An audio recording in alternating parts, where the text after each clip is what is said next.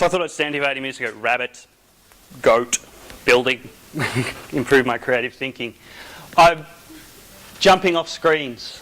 I've become fascinated and obsessed with the Internet of Things. And that's sort of what the second half of this talk's going to be about. The first half is going to be a bit about a context setting, I think, about why I'm interested in the Internet of Things.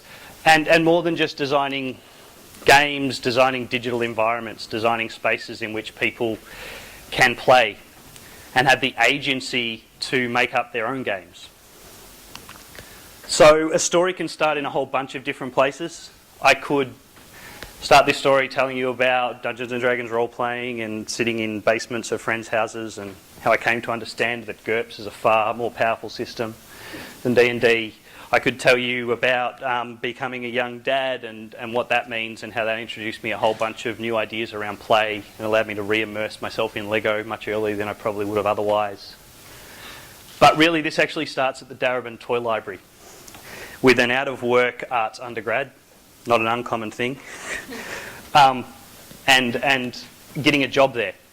And that was an amazing thing to have happen because someone was actually paying me to buy toys and to sit around and to watch children play and interact in environments, and watching parents and children negotiate and have conversations around what toys they would have and how they might play with them at home and what that actually meant. But most importantly, it introduced me to these amazing groups of people called early childhood professionals. Maternal and child health nurses, kindergarten teachers, childcare workers, who we talk about learning and education all the time. We're hearing about games and education and all of that sort of stuff, and yet these guys deal with this every single day. In the world I've come from, I still regard them as possibly the leading experts in play-based learning, because all of the research and all of the study recognises that as young babies and infant children, the way we make sense of our world, the way we organise it, the way we shape it, the way we come to understand how to relate to other people, the way we come to understand how rules evolve and how we should act in different situations, we do through play. Domestic role play, through different kinds of social interactive play. It looks like this. And so we're all here as people fervently trying to work out how to better design games and how to create spaces where, you know, we'll make the world a better place. And it's really good to start, I think, thinking about the fact that there's a whole body of knowledge back there, back around our children, where all of this stuff is explored continually. And if you haven't had a chance to go back and read the work of Maria Montessori, even to dabble in some of the ideas that Steiner had, if you feel like it, and to explore all of those theorists that talk about early childhood, because we can learn a lot from that. And what I think we can learn a lot from is, like, Chad's done an awesome job down in the games arcade, and if you actually look at it, it's sort of like an embryonic version of what a kindergarten looks like. If you walk into a kindergarten, what kindergarten teachers and early childhood professionals have realised is they don't even need to design the game. All they need to do is set up some tables and provide some materials and some environments, whether it's sand, whether it's crayons, whether it's paint, whether it's dolls, whether it's dinosaurs, and they actually let the children come up with their own games. And guess what? They do, without fail, all the time. Far more creative and engaging and amazing than you can imagine. And it's that sort of stuff, I think, that's probably informed my work. Because what I'm really interested is, why does it stop there? I think there was a tweet, was it you, Hamish, asking whether adults needed alcohol to play. There's something about inhibition. There's something about our inability at some point and for some reason that we stop that. And I had a principal at Wintersflat Primary School when I lived in Castlemaine who was willing and able to actually let us explore a Reggio Emilia model of education in the state system, because he said to me, he sees these kids come into school at the age of 5 or 6 and they have something in their eyes. There's something about what they have there that he sees that for some reason, he says, when they get to grade 6 and he sends them off to their next educational journey at high school, he says it's gone. And he, at that point in his career, was willing to try anything to see for how long and how often and what's the process that you can capture that. And I think that's why you're all in. You know that look in your eyes. And that's why we do what we do. And that's why we're interested in what we're interested in. So it doesn't have to stop there. And I point to the work of Stuart Brown, look him up on TED and all that other stuff, which is that play is not just joyful and energising, it's deeply involved with human development and intelligence. What we're talking about here when we talk about games as one of the frameworks in which we play, when we talk about plays, we're actually talking about the human condition. We're talking about how we relate to each other. We're talking about how we experience each other and how we experience the world around us, which is a pretty powerful and amazing thing when you think about it. And so what that means is that games can change, but what's really revolutionary in this space is that if we actually can create a sense and realise that playfulness itself, if we can give permission to each other and into the world around us to actually be more playful, then indeed, and recognise that play and be very conscious that that's what it is, that becomes an amazing thing of itself. That improves the human condition. That helps us have better relationships. And we do this anyway. Like life is a game. If you work in journalism, and PR, that's a game. Who can get what interview, who can break what story. We are built to create the motivations. We are built to gamify. We do it all the time. Whether we're sitting bored in class and counting the number of leaves on a tree outside. Whatever that is. And so that's the context that probably informs why I do what I do and where I'm at where I'm at. But there's one more thing to probably say before I get to what that is. And that is that I think we're heading into a point now that's just we're beyond the screen. We can keep them in our pockets. You're all sitting there here with screens in front of you, engaging with other people on them. We can touch screens and they do things.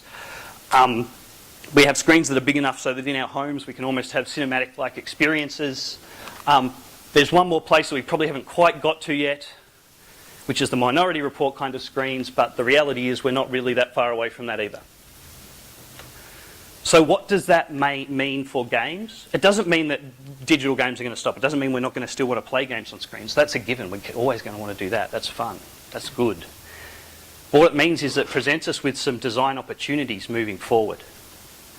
And that's what I'm going to get to after I tell you a couple of little stories. So Mixed Dozen is a project that I'm working on. It's a mystery playful meal project.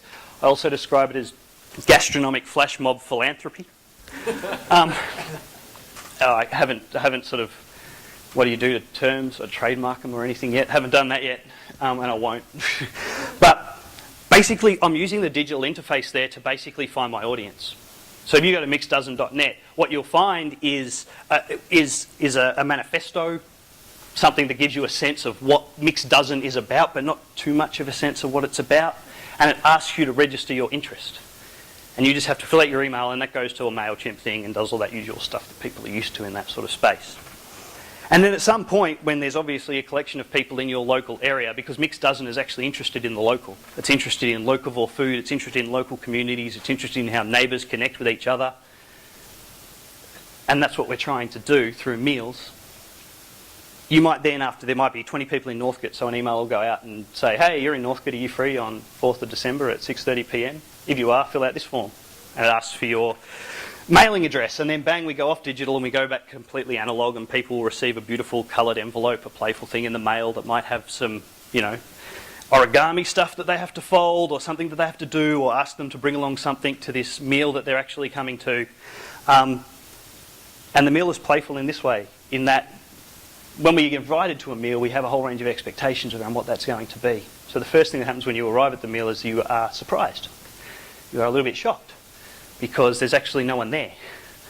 There's a really beautifully laid out room. There's a table without even a tablecloth on it. There's a whole bunch of a table of stuff like Polaroid cameras and a whole bunch of other things. And there's this kitchen that's full of food and nice organic, locally sourced produce. And there's a letter on the table that says, sorry, hi, it's the baker from Mixed Dozen here. I couldn't make it, but I got a whole bunch of food here for you. And, you seem to know about food a bit. I'll leave you to it.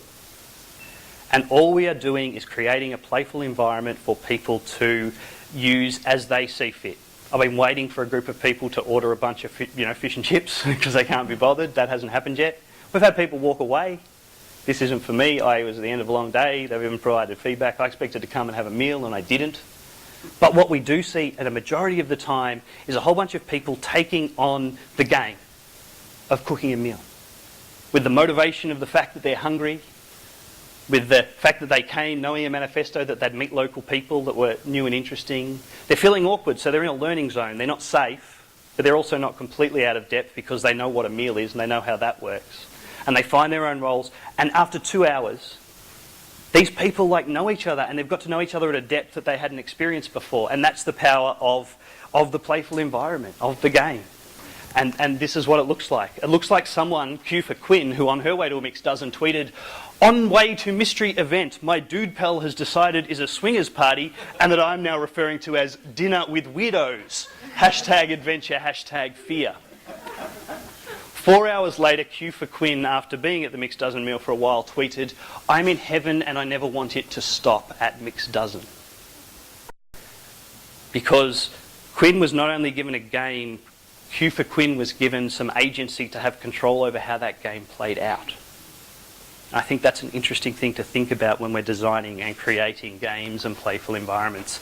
If you go down into the games arcade, there's a bunch of Lego on the ground, and I've got 5 minutes. Oh, God.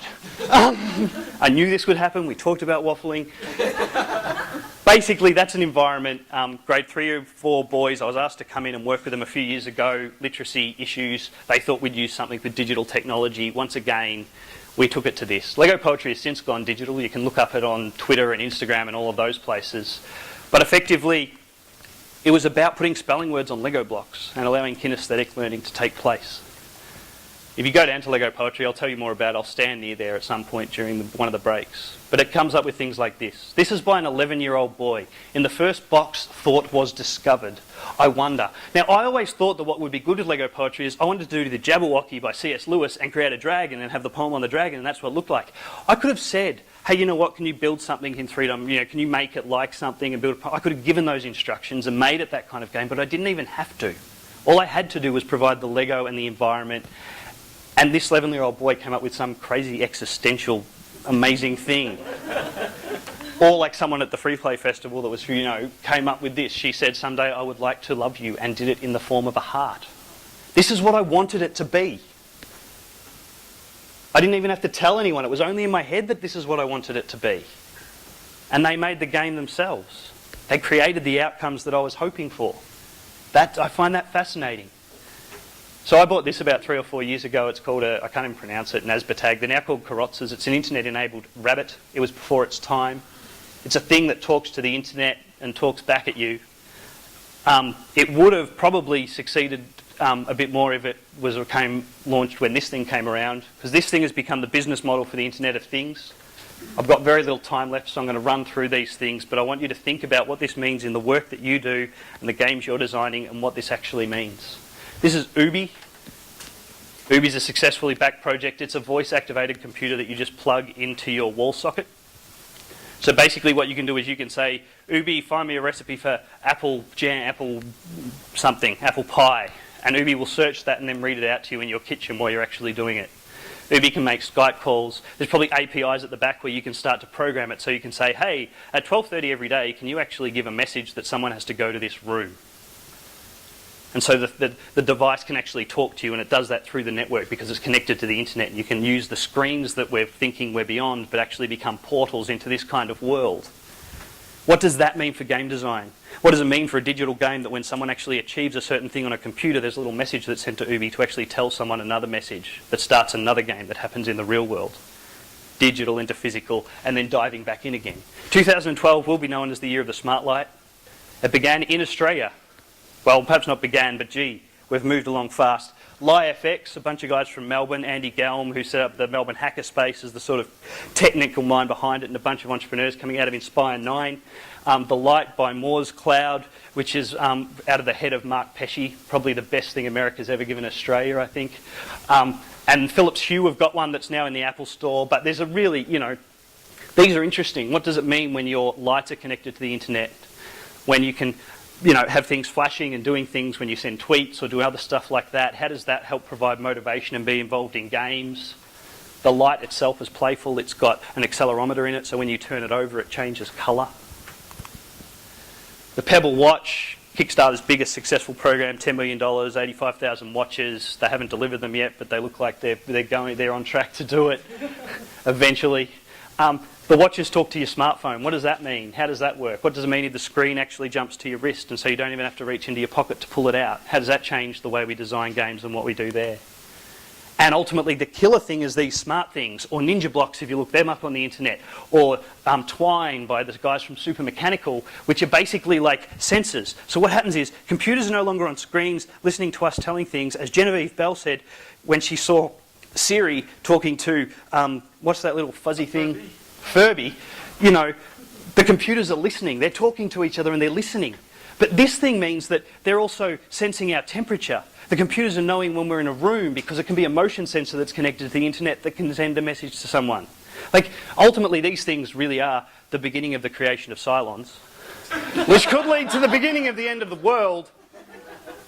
But we can use them for good and not evil. So, but this, for game design, could become amazing, what these things could do. And I know all you people in the room are going to do amazing things with them. But if we do, I'd like to see more makers in this kind of space. As Andy Gelm from the Melbourne Hackerspace actually showed, what he did was he worked with entrepreneurs to make a smart light. How do we get people like him and other hackers that use Arduinos and Raspberry Pis and understand how these smart things work better than we do? How are they going to actually help us make the juncture between the physical and the digital? The guys from Makey Makey, if you haven't seen that, who've turned bananas into touchpads and stuff like that to control our computers. Extraordinarily playful space. Just in the way that games are extraordinarily playful. The two need to merge and come together and do great things and create some amazing maker gamer love child. And so my challenge is, who will design games for the whole network? Not just for the network that's on the screen, not just for the network of phones talking to each other via Bluetooth, but who and how and what does that look like? I'm amazed by it and I'm fascinated by it. It's why I'm doing some of the stuff with Jess McCulloch around the Dragon Collective. Like, alternate reality games could really be blown apart by some of these sensor things and that sort of stuff. It's really exciting space. And I might have gone a little bit over my 5 minutes. I apologise.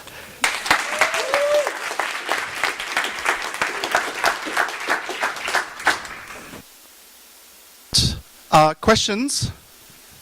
One question. Yeah, you're all blown away, right? That's good. No question?